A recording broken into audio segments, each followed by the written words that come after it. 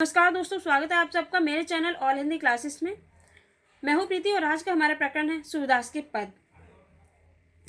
इससे पिछले वाले वीडियो में हम सूरदास जी के 2 पद पढ़ चुके हैं और इसमें हम आगे के पद पढ़ेंगे। तो चलिए शुरू करते हैं। आज का पहला पद और इस पाठ का तीसरा पद। हमारे हरि हारिल की लकड़ी, मनक्रम बचन नंद नंदन उर यह दृढ़ कर पकड़ी, जागत सोबत स्वप्न दिवस निसी कान कान जकरी, सूतो व्याध हमको लय आए, सूतो व्याध हमको लय आए, देखी सुनी न करी, यह तो सूर ते नहीं लय सौंपो जिनके मन चकरी। इसके शब्दार्थ देख लेते हैं। हारिल हारिल एक प्रकार का पक्षी होता है जो कबूतर की तरह दिखता है और हरा रंग का होता है। लकड़ी लकड़ी नंद नंदन नंद बाबा के पुत्र श्री कृष्ण, पकड़ी पकड़ना, जकरी रटना, करवी कड़वी, ककरी ककड़ी व्याधि पीड़ा पहुंचाने वाली कोई वस्तु, करी मिस भोगना, तिनही मिस उनको, और चक्री मिस स्थिर नहीं रहना। तो अपने इन पदों में सूरदास जी गोपियों के माध्यम से उद्धव से यह कहना चाह रहे हैं कि गोपियों के हृदय में श्री कृष्ण के प्रति अटूट प्रेम है, जो कि किसी योग के संदेश द्वारा कम होने वाला नहीं है, बल्कि इनसे उनका प्रेम और भी दृढ़ हो जाएगा।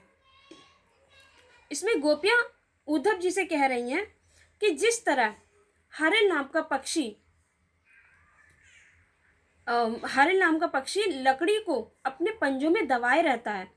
वो अगर किसी पेड़ पे बैठता है तो भी लकड़ी पर बैठता है, और जब उड़ता है तो लकड़ी अपने पंजों में दबाकर उड़ता है और कहीं पर भी उसे गिरने नहीं देता।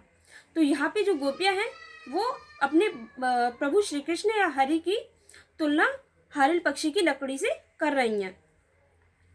मनक्रम बचन नंद नंदन उर यह दृढ़ कर पकड़ी, और वे अपनी तुलना हारिल से कर रही हैं कि हम भी अपने हृदय में जो श्री कृष्ण हैं, नंद बाबा के पुत्र श्री कृष्ण हैं, उनको अपने हृदय में बसाए हुए हैं, और हमने हारिल पक्षी की तरह अपने प्रेम रूपी पंजे से उनको पकड़ रखा है। जागत सोबत स्वप्न दिवस निसी कान कान जकरी, हम दिन रात अपने हृदय में श्री कृष्ण को बसाए हुए हैं, और अगर हम सपना भी देखते हैं तो कान कान जकरी, सपने में भी काना काना रटते रहते हैं, हरी हरी रटते रहते हैं। सुनत जोग लागत है ऐसु ज्यों करी ककरी, जो तुम हमें योग का संदेश सुना रहे हो वो हमारे लिए कड़वी ककड़ी के समान है, वो हमारे लिए कड़वी ककड़ी के समान है। सूतो व्याधि हमको लय आए, देखी सुनी न करी, जो तुम योग का संदेश लेकर आए हो वो हमें एक पीड़ा पहुंचाने वाली वस्तु है, जिसे हमने ना ही कभी देखा है, ना सुना है, और ना ही कभी भोगा है। यह तो सूर ते नहीं लय सौंपो जिनके मन चक्री। सूरदास जी कहते हैं कि ये जो तुम योग का संदेश लेकर आए हो वो तुम उन लोगों को सौंपो, यानी उन लोगों को सुनाओ जिन लोगों का मन पूरी तरह से कृष्ण की भक्ति में नहीं लगा हुआ है, अर्थात डूबा नहीं है। और शायद जो वे लोग इस संदेश को सुनकर विचलित हो जाएं, अपना जो मार्ग है श्री कृष्ण के प्रेम का उसे छोड़ दें या त्याग दें। पर हमारे ऊपर तो तुम्हारे इस योग के संदेश का कोई असर नहीं पड़ने वाला है, इसलिए तुम यहाँ योग का संदेश मत सुनाओ और किसी और को जाके सुनाओ। अगला पद देख लेते हैं। हरि है राजनीति पढ़ आए, समुझी बात कहत मधु करके, समाचार सब पाए, एक अति चतुर उतय होते पहले ही अब गुरु ग्रंथ पढ़ाए, बड़ी बुद्धि जानी जो उनकी जोग संदेश पठाए, ऊधो भले लोग आगे के परहित डोलत धाए, अब अपने मन फेर पाई है चलत जो हुते चुराए, ते क्यों अनीति करे आपुन जे और अनीति छुड़ाए, राज धर्म तो यही सूर जो प्रजा न जाहे सताए। शब्दार्थ देख लेते हैं। समुझी, समझना। मधुकर ये भौरे के लिए बोला जाता है और यहाँ पर ये उद्धव जी के लिए आया है। चतुर, चालाक।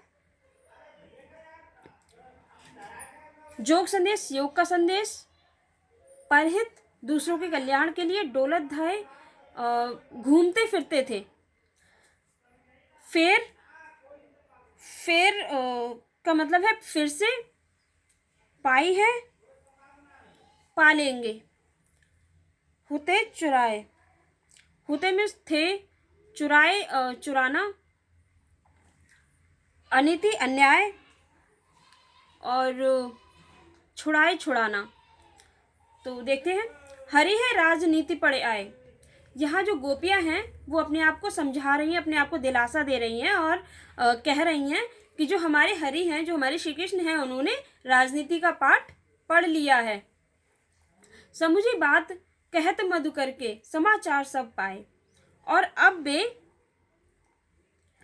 क्या करते हैं कि जो उद्धव जी हैं उनके माध्यम से यहाँ का सब समाचार प्राप्त कर लेते हैं और फिर उन्हीं के माध्यम से संदेश भी भेज देते हैं। एक अति चतुर होते पहले ही। ये जो उद्धव जी हैं, एक तो ये पहले से ही चालाक थे, अब गुरु ग्रंथ पढ़ाए और अब जो श्री कृष्ण ने इन्हें राजनीति का पाठ पढ़ाया है, उससे बड़ी बुद्धि जानी जो उनकी जो बुद्धि है वो और बढ़ गई है, अर्थात वे और चतुर हो गए हैं। योग संदेश पठाए और इसीलिए उन्हें श्री कृष्ण ने उन्हें योग संदेश यानी योग का संदेश लेकर भेजा है, जिसे वो हमें बड़ी ही चतुरता के साथ हमें योग का संदेश सुना रहे हैं, जिससे हम श्री कृष्ण को भूल जाएं। ऊधो भले लोग आगे के। जो गोपियां हैं वे कह रही हैं कि जो पहले के लोग जो होते थे, कि पहले के लोग जो बड़े लोग होते थे, वे तो हमेशा दूसरों की भलाई के लिए परिश्रम करते थे, घूमते फिरते थे दूसरों की भलाई के लिए, दूसरों का कल्याण करने के लिए। परंतु अब ऐसा नहीं है। अब अपने मन फेर पाई है, चलत जो होते चुराए। तो गोपियां कह रही हैं कि जो आप योग का संदेश हमें सुना रहे हो, उससे हम कृष्ण को भूल जाएं, ये तो हो नहीं सकता। लेकिन हाँ, जो हमारा मन था श्री कृष्ण अपने साथ ले गए थे मथुरा जाते समय, वो हमें वापस जरूर मिल जाएगा। ते क्यों अनीति करें आपुन।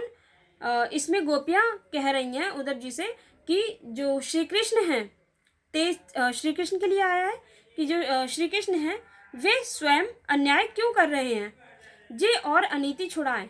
वे तो दूसरों की अनीति यानी अन्याय को छोड़ने के लिए कहते हैं दूसरों को, अर्थात वे तो दूसरों के लिए नीति का पाठ पढ़ाते हैं, न्याय का पाठ पढ़ाते हैं। तो वे स्वयं ही अन्याय क्यों कर रहे हैं हमारे साथ। राजधर्म तो यह सूर जो प्रजा न जाहे सताए। सूर गोपियों के माध्यम से कह रहे हैं कि राजा का धर्म तो प्रजा का कल्याण करना होता है, प्रजा के सुख दुख का ख्याल रखना होता है। लेकिन यहाँ तो श्री कृष्ण स्वयं ही उन्हें दुख दे रहे हैं। इससे उन्हें चाहिए कि वे स्वयं अपना कर्तव्य निभाएं और गोपियों के समक्ष प्रस्तुत होकर उन्हें दर्शन दें, जिससे जो गोपियां अब तक विरह की पीड़ा में जल रही हैं, श्री कृष्ण से विछोभ यानी बिछुड़ने की पीड़ा में जल रही हैं, उससे उन्हें शांति मिल जाए। तो ये था आज का वीडियो। मैं आशा करती हूँ आपको समझ में आ गया होगा। अगर आपको वीडियो पसंद आया हो तो लाइक करें, सब्सक्राइब करें और बेल आइकन की घंटी को दबाना ना भूलें। धन्यवाद।